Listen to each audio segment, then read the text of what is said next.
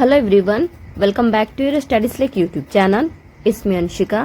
Friends, तो finally CBSE ने भी एक डेट शीट निकाल दी थी आप सभी स्टूडेंट्स के लिए। पहले उन्होंने टेंटिव डेट शीट निकाला था जो मैंने आपको बता दिया, ठीक है। और हाल ही में सीबीएसई ने फिर डेट शीट निकाला, अलग से वही है बट फिर से उन्होंने डेट शीट निकाला है, ठीक है। आप चाहो तो उसको सीबीएसई के ऑफिशियल वेबसाइट से यहाँ से डाउनलोड कर सकते हो, ठीक है। और फिर वहाँ पे ध्यान देख लेना फ्रेंड्स कि आपका कौन से डेट पे एग्जामिनेशन है। क्लास 12 का एग्जामिनेशन सिर्फ वहाँ पे 15 जुलाई को रहेगा और क्लास 10th वाले का वहाँ पे 22 जुलाई तक चलने वाला है। तो वहाँ पे वो अपने सब्जेक्ट का डेट देख ले।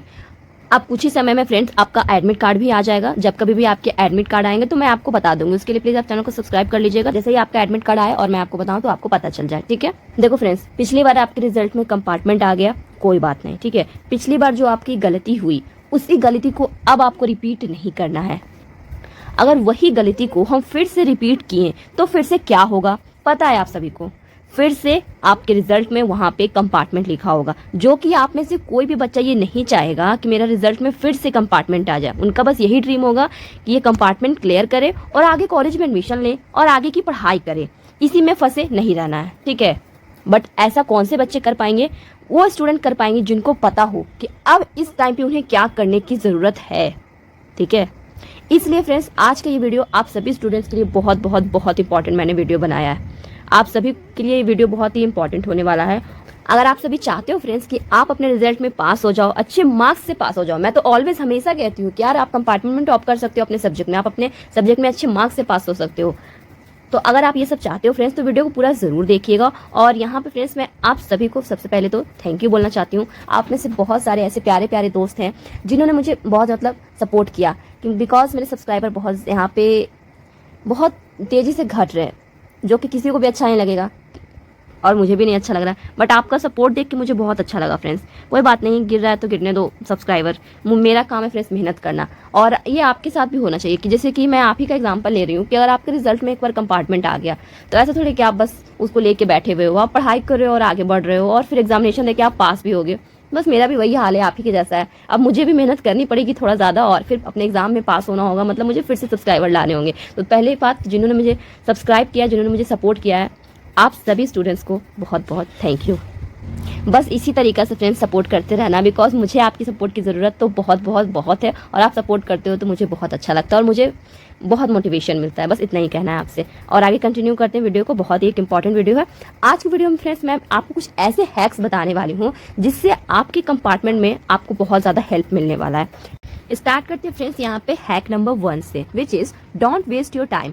अब आपके पास फ्रेंड्स टाइम ही नहीं बचा है कि आप उस टाइम को वेस्ट करो। मतलब कि 25 जून से अगर हम लेके चले तो 25 जून से 14 जुलाई तक आपके पास सिर्फ 20 दिनों का टाइम बचा है। और ये 20 दिन फ्रेंड्स कब आपका निकल जाएगा हाथ से आपको पता भी नहीं चलेगा। मतलब दिन बीतने में टाइम नहीं लगता है। अगर आप दिन को अच्छे से इस्तेमाल कर लेते हो तो ये 20 दिन आपके लिए बहुत बहुत बहुत अच्छा साबित होने वाला है। अगर आप इस समय को अच्छे से इस्तेमाल नहीं कर पाए तो ये 20 दिनों में भी फ्रेंड्स फिर कुछ नहीं हो पाएगा। और आप सभी लोगों ने ये ठान लिया है कि अब तो हमें कंपार्टमेंट क्लियर कर लेना है, तो ये 20 दिन फ्रेंड्स जम के पढ़ाई करना होगा। यहाँ पे सबसे इंपॉर्टेंट जो आपके लिए है वो है रिवीजन। अब आपका फोकस क्या होना चाहिए फ्रेंड्स इन बच्चे के 20 दिनों में कि आप जितना हो सके उतना रिवीजन करो। अब बहुत सारे ऐसे बच्चे हैं जिन्होंने सारे चैप्टर कंप्लीट कर लिया, पहला चैप्टर, दूसरा, तीसरा, सारे चैप्टर्स पढ़ लिए, फॉर्मूलाज पढ़ लिए, एवरीथिंग पढ़ाई कर लिया, ठीक है।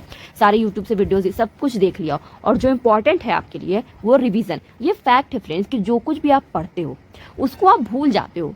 कोई भी चीज़ अगर आपने पढ़ा है तो वो आप भूल जाते हो, ये फैक्ट है। इसलिए तो हम रिवीजन करते हैं चीज़ों का ना, इसलिए हम उसको याद करने की कोशिश करते हैं, बिकॉज हम उस चीज़ों को भूल जाते हैं। तो अगर आपने रिवीजन अभी तक भी अच्छे से नहीं किया है तो कोई बात नहीं, कोई बात नहीं।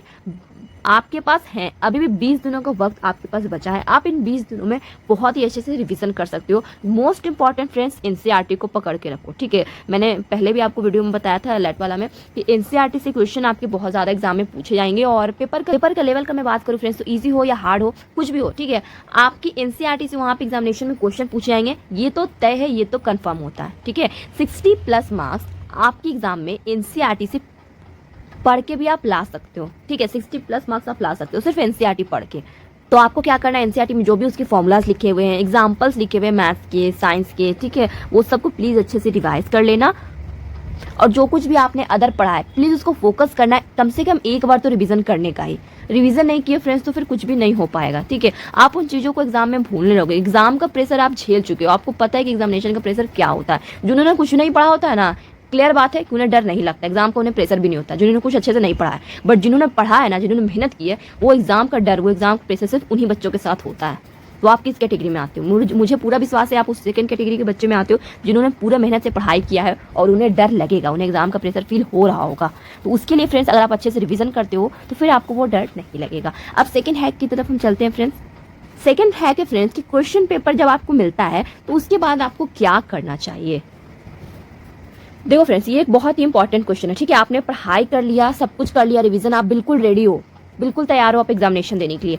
अब क्वेश्चन पेपर आपके हाथ में मिला, अब टाइम को कैसे आपको वहां पे मैनेज करना है कि आप क्वेश्चन पेपर के सारे क्वेश्चन को अटेम्प्ट करो। ये बहुत इंपॉर्टेंट होता है। बच्चे क्या करते हैं ना कि क्वेश्चन पेपर में ऐसे ऐसे क्वेश्चन मतलब छोड़ के आ जाते हैं, ऐसे ऐसे क्वेश्चन को वो अटेम्प्ट ही नहीं कर पाते हैं जो बिल्कुल ईजी क्वेश्चन होते हैं, मतलब कि इतने ईजी क्वेश्चन है उनको वो हाथ तक नहीं लगा पाए। क्यों? बिकॉज उनके पास टाइम नहीं बचा, वो टाइम मैनेज नहीं कर पाए। तो क्वेश्चन पेपर मिलने के बाद फ्रेंड्स, आपको टाइम को मैनेज करना सीखना होगा। और वो प्रैक्टिस कहाँ से होगी? वो प्रैक्टिस होगी फ्रेंड्स, यहाँ पे आपका हैक नंबर जो 3 है, सैंपल पेपर की प्रैक्टिस से। यहाँ पे ध्यान सुनना, मैं दोनों हैक को यहाँ पे एक्सप्लेन कर रही हूँ, ठीक है। सैंपल पेपर, मैंने क्या बताया था आपको कि बच्चे के जो आपके पास 15 डेज होंगे, 20 डेज होंगे, तो उसमें आपको सैंपल पेपर की प्रैक्टिस करनी चाहिए। अगर ज्यादा नहीं तो फ्रेंड्स, आप कम से कम 4 से 5 सैंपल पेपर करो।